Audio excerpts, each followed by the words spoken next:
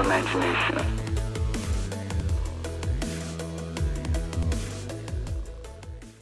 I took the coin door out because I got an idea. When I did my door installation video, I talked about the fact I couldn't be bothered connecting these up to some sort of coin-in mechanism. I changed my mind only because I saw a post from this guy in one of my Facebook groups on the the virtual pinball builders group. So I saw the picture a couple of days later. I'm like, oh, I could totally do that. It's a great idea, and so I thought I'd do it. So essentially, I'm going to be using these leaf switch. It's a leaf switch. This is a leaf switch holder. It's from VPin. You've probably seen it a little bit in my cabinet. This is actually for the flippers. There's a button goes through and makes contact, and when it completes a circuit, the different wires go back to the Pinscape input-output controller. Oh, easy for you to say. And it registers a flipper, but we can just put it on here. It's quite clever, really. So I don't know if you can see that, but when this goes up, it makes contact, exactly like a flipper button. But this is just a coin-in button. So by hitting that, the circuit is connected. It'll register a coin in. So I could do that. So let's do this. FYI, these were like $3 or $4 each, so I got two, and then plus shipping, so about $12 all up, but an investment.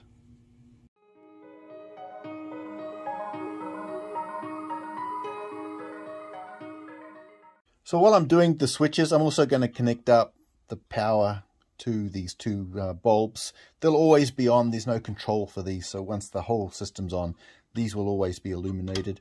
So to get started on the switches, I just pulled out this little pin here, and then that just allows the whole thing to sort of just drop out. I could actually change that, couldn't I? 25. I could make a New Zealand version, make it 20 cents, but well, that's kind of in there. I ain't touching that. I'd break it. So I'm going to drill a hole here, and then I'm just going to attach it with some screws. I don't want to put too much pressure on this plastic thing because it'll probably shatter if I try to over screw it.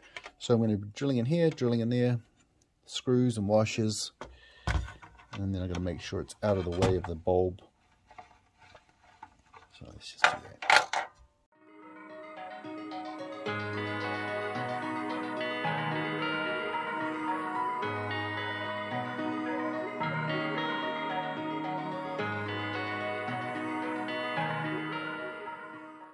So I've got the two holes drilled.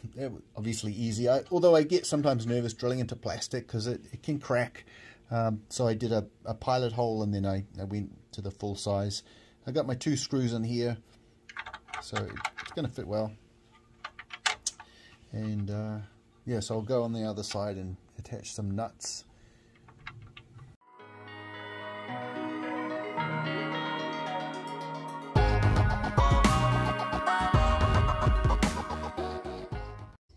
So I screwed these in. They took a little longer than I thought. It's ridiculous. So like the list of things take. This literally took me 10 minutes. That's ridiculous. So we're going to put the little push thing back in with the spring here. Oh, that's funny. It took a long time. Through the hole. And then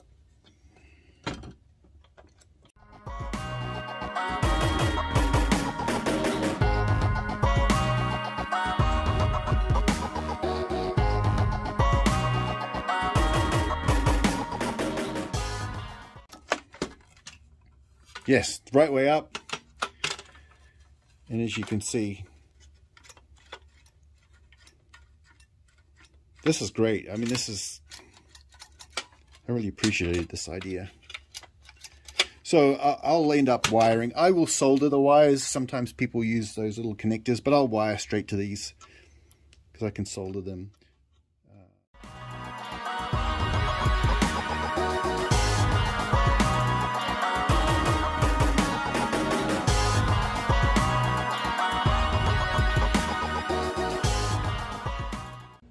So this might be defined as overkill, but It's kind of what I do.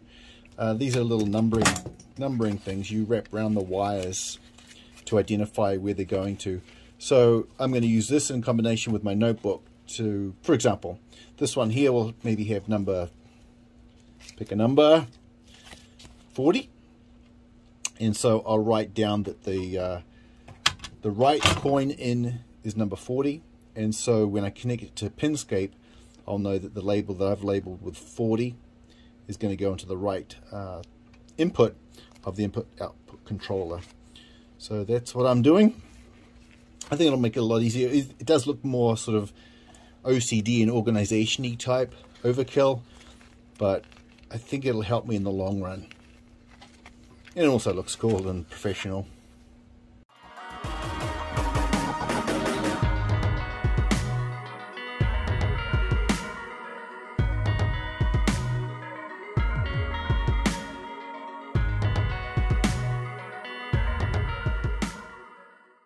Okay, I'm never going to finish this if it's going to take me so many minutes to do little things like put stickers on. So I've got 47, 48 for my right coin in. I've got 45 and 46 for my left coin in. And then I got 41, 42 for my the bulbs. So now all these 6 I'm going to connect to this by adding pins, male and female pins. So I'll hyperlapse that because that's pretty boring.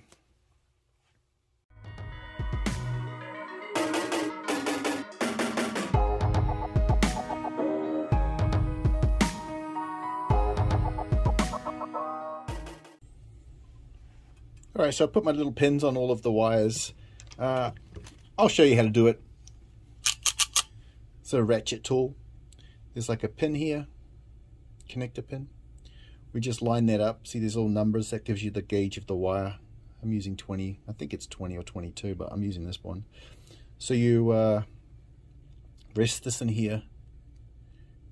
You use the ratchet just to close it slightly so it sort of locks. So you've got the pin on the other side. And then you strip some little bit of wire. Feed it in a little bit. You can kind of feel it. You can sort of see it. And then you close it down. And then it clamps together, and you can see it won't come out. So that's your how-to tip for the day. All right, so we have our 6 little pins all connected. Sometimes I get confused on which one I should use. This is obviously the one that fits on this side, and one that fits on the other side. I'm going to do this one because this is what the pins are for. So I just have to keep an idea of, the top one and this one, they're going to go to different layers. So we'll keep them all, in the same line. I am going to put some heat shrink in all of them just to keep them all together. No, I won't. I'll use a zip tie when I'm all done just to keep them all together. So let's start with this one over here. We're calling this one, yeah, that's the right coin in. We'll put the right coin in on the top layer of my little thing, and which way does it go? This way. And we'll keep the common one on the left. I'm just telling myself which way does it go? Oh, this way. See, this is why I get confused, because I keep having to stop and say, am I doing it right? Okay, so it comes in from this way. We're going to do the black on the right, and it just fits in. You push it until you hear a click. There's like a little spring here that sort of holds it in there. So we're just going to push this in. Oh, that was pretty loud. You probably heard that. So we've got that one on that side, and then we've got this one over here. And do the same thing.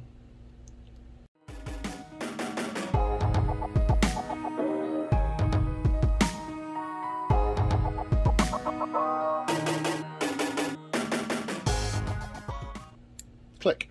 Cool. So you can sort of see the 6 pins coming through. This looks pretty cool, doesn't it? And then when I start to wire the other end, I've obviously got the female here. It'll go in this side of the plug. Same concept. You just strip the wire, put it in there. These poke through, and so when this is all married up,